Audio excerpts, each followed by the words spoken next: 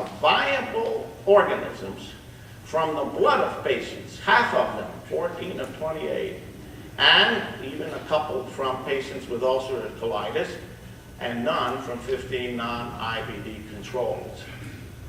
Freeman in British Columbia sees this, well, maybe he learned of it earlier than seeing this paper in 2004, but he gets himself some 22 patients, and he tries to do exactly what NASA has done, and he can't culture the organism from any. Furthermore, there is a controversy raging, and NIH comes up with $1 million to have samples tested at NASA's lab and at an independent lab. And over a period of time, they split the samples and they send them to the two laboratories. Michelle Trunkus is the microbiologist who was doing the work. And she cannot substantiate his findings. There's no agreement with the data that are coming out of NASA's laboratory. That work will never see the light of day because NASA doesn't want that to see the light of day.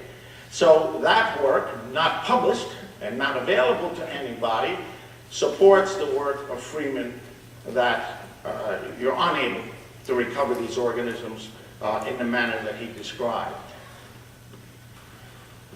Then another happenstance occurred, and you're aware of that in a few countries, in the States, in the UK, a couple of other countries, individuals found that they could in fact show viable Mycobacterium paratuberculosis in some milk samples.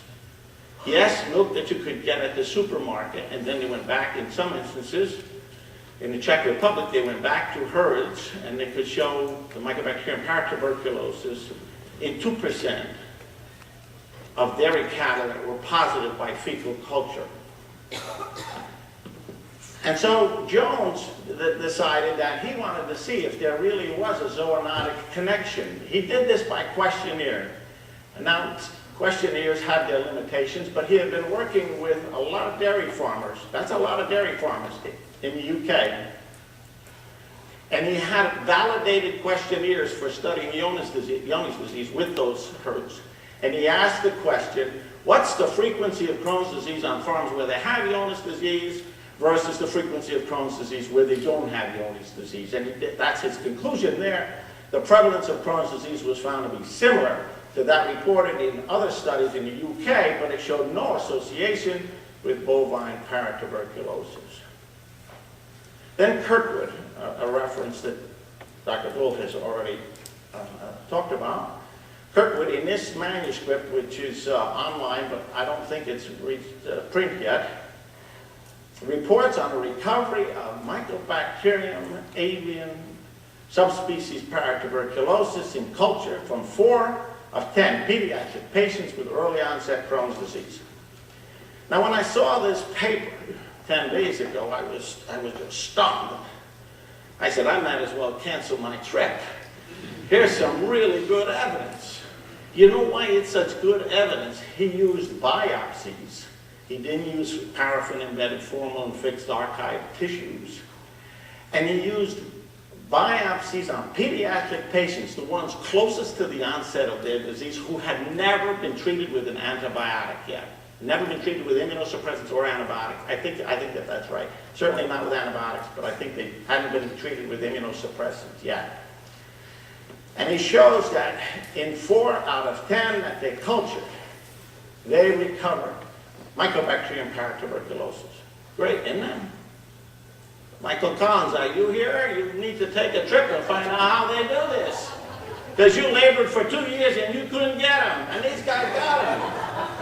Not only that, but they were acid fast. And they made typical colonies.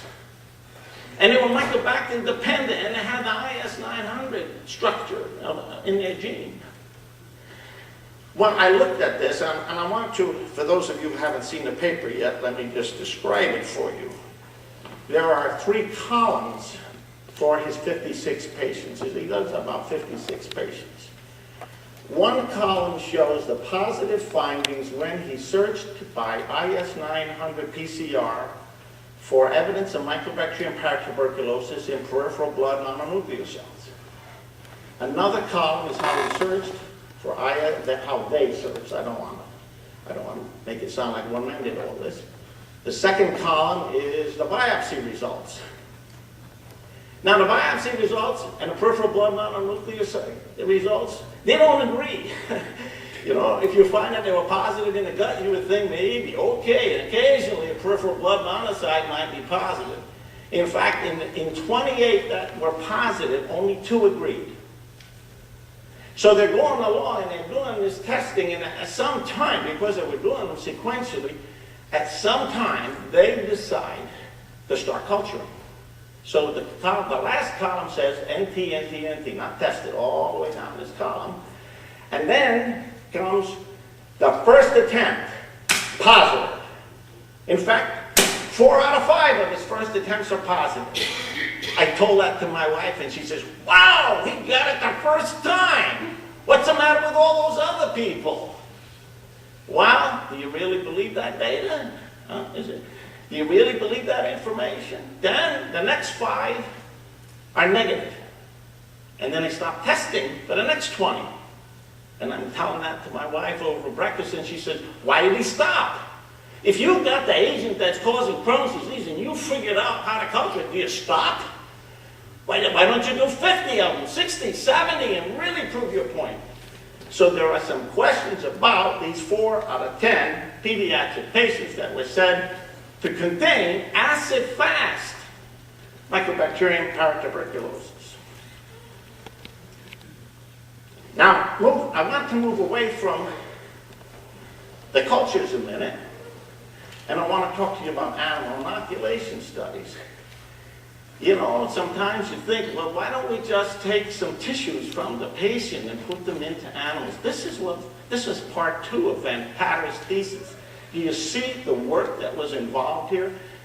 These are the number of cases that he stripped mucosa and submucosa off of. And he put it in a triturator, and he triturated.